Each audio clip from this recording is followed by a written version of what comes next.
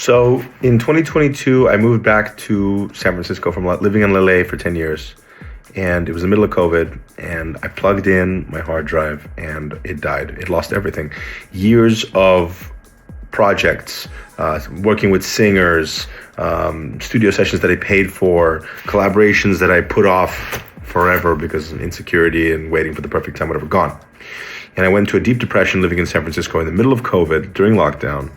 And I tried to fill that void by becoming a tech bro, immerse myself in the tech world of San Francisco Bay Area. I tried to do that, did that for a little while, did it for a couple of years, and it just felt wrong. There was something just nagging me to continue creating something. I'm a musician. I've been a musician all my life.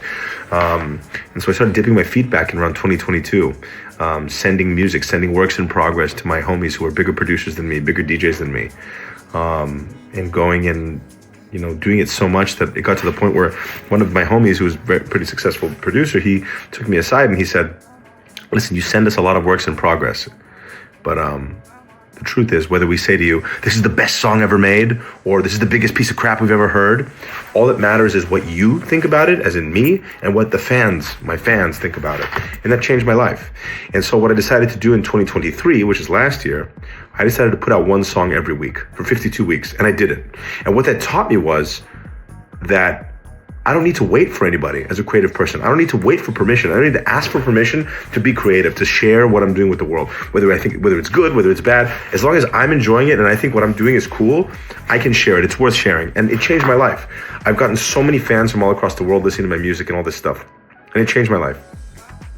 And the music that I make from it is disco house. You want to call it disco house, French house, filter house, funky house, whatever the hell you want to call it.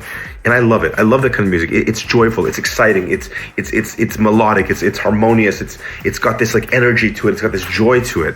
And it stands at odds to, like, in dance music right now, this like kind of finance bro, kind of rigid, kind of wannabe dark, like fake angry, fake hard, like kind of forced arena shit that I think is just so boring and built to pop. It's built to pop like a bubble.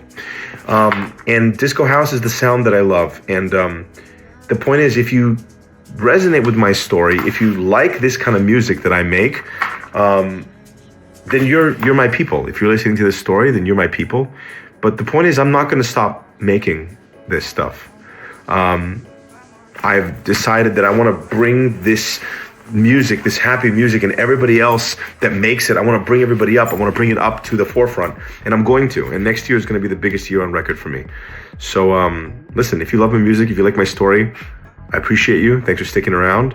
I'm Goshfather, without the glasses, without the hair down, without the fucking costume. But whether you like it or not, I'm going to keep on making it because that's what I love to do. So thank you. Thanks for listening.